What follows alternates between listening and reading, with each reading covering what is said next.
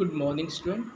आज हम लोग क्लास 10th के काव्य खंड से अध्याय 4 स्वदेशी कविता का अध्ययन करेंगे और इस कविता के कवि हैं बद्री नारायण चौधरी प्रेमघन। जैसा कि प्रेमघन के विषय में कहा जाता है कि बहुत ही सरल स्वभाव के व्यक्ति थे और इनके द्वारा रचित स्वदेशी आजकल आप लोग पूरे देश में प्रचलन चला हुआ है। हमारे माननीय प्रधानमंत्री के द्वारा भी यह कथन बार बार कहा जाता है, स्वदेशी अपनाएं। और स्वदेशी जैसे ही मन में यह बात आती है, सबसे पहले हमारा ध्यान पतंजलि प्रोडक्ट की ओर आकर्षित हो जाता है। स्वदेशी मतलब अपने देश में जिस चीज़ का निर्माण होता है उस वस्तु का उपयोग करना, उसे ही हम बोलते हैं स्वदेशी। तो वही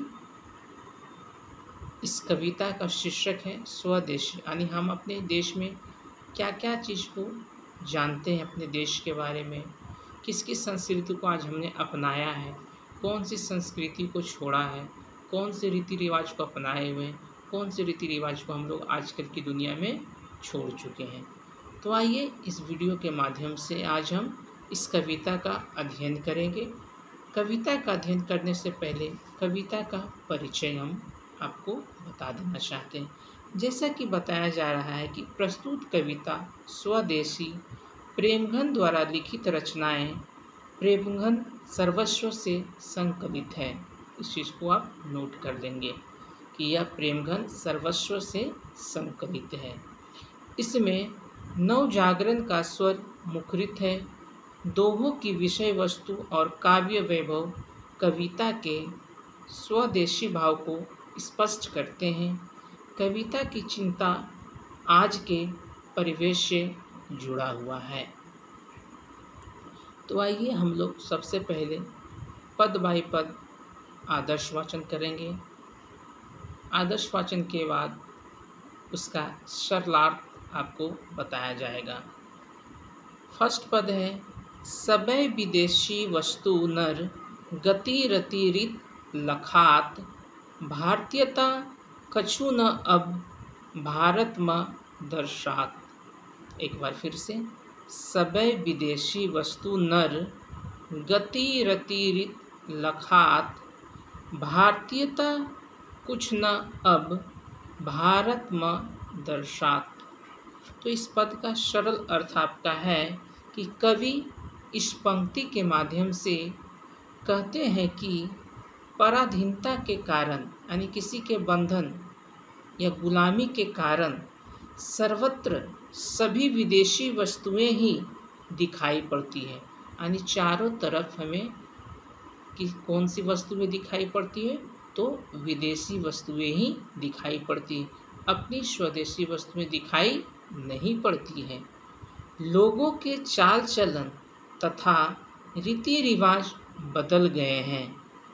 दुख यह है कि लोगों में भारतीयता की भावना मर चुकी है। देश प्रेम की भावना देश में कहीं भी दिखाई नहीं देती है। दूसरा है, मनुज भारती देखी कोई सकत नहीं पहचान, मुसलमान हिंदू किन्हो के है ये गिरस्तान। पढ़ी विद्या परदेश की बुद्धि विदेशी पाए, चाल चलन परदेश की गई इन्हें अति भाए। एक बार फिर से, मनुज भारती देखी कोऊ सकत नहीं पहचान, मुसलमान हिंदू किन्हो कहे क्रिस्तान। पढ़ी विद्या परदेश की बुद्धि विदेशी पाए, चाल चलन परदेश की गई इन्हें अति भाए। तो इस पंक्ति के माध्यम से कवि कहते हैं कि अंग्रेजी शासनकाल में हिंदू मुसलमान दोनों के रहन सहन यानी रहने का तौर तरीका, खान पान, खाने की तौर तरीके, विद्या वासन, पढ़ाई लिखाई, रहन सहन, चाल चलन तथा आचरण सभी बदल चुके हैं। विदेशी भाषा पढ़ने के कारण अपनी संस्कृति, भाषा सबका त्याग कर विदेशी चाल चलन अपना लिए हैं। कवि लोगों की ऐसी मनोवृत्ति देख यानी कवि लोगों की ऐसी इच्छा शक्ति को देखता है, उसकी मन की स्मृति को देखता है, तो वह उससे खिन्न हो जाता है, अर्थात गुस्सा हो जाता है, दुखी हो जाता है, क्योंकि उन्हें स्वतंत्रता प्राप्ति तथा अपनी राष्ट्रभाषा के प्रति जागरूकता नहीं है, क्योंकि उनका चाल चलन बदल गया है, वेशभूषा बदल गया है, खान पान बदल गया है, रहन सहन बदल गया है। अपनी भारत माता की ओर उनकी कोई भी दृष्टि नहीं है, उनके अपने भारत देश के प्रति उनका प्रेम दिखाई नहीं पड़ता है, और अपनी राष्ट्रभाषा जो उनकी मातृभाषा है उसके प्रति उन्हें जागरूक भी नहीं है। यही सब चीज़ देखकर कवि का मन कुंठित होता है, दुखी हो जाता है, अर्थात कह सकते हैं कि विदेशी रंग में रंगने के कारण भारतीयों की पहचान भी नष्ट हो गई है। और यह भाषा जो पंक्ति है खड़ी बोली है, क्षोभ की भावना को प्रकट करती है, और यह दोहा एक छंद के रूप में है और व्याज स्तुति अलंकार है। तो हम लोग आज इस वीडियो के माध्यम से पहले पद को के जो 6 लाइन है उसको पढ़ा और जाना है। आगे है, ठठे विदेशी ठाठ सब बनियो देश विदेश, सपनेहूँ जिनमें न कहूँ भारतीयता लेस, बोली सकत हिंदी नहीं अब मिली हिंदू लोग, अंग्रेजी भाखन करत अंग्रेजी उपभोग। तो इस पंक्ति में कवि कह रहे हैं कि अंग्रेजी शासन के कारण भारतीयों का संस्कार विदेशी हो गया है, स्वदेशी वस्तुएं नष्ट कर दी गई है, विदेशी वस्तुओं तथा भाषा के प्रचार के कारण कहीं भी भारतीयता के लक्षण दिखाई नहीं पड़ते हैं। सभी अपनी सुख सुविधा के प्राप्ति के लिए अंग्रेजी भाषा का व्यवहार करते हैं। कवि के कहने का तात्पर्य है कि लोग अपने को श्रेष्ठ यानी अपने को महान सिद्ध करने में हिंदी के बदले अंग्रेजी बोलना पसंद करते हैं।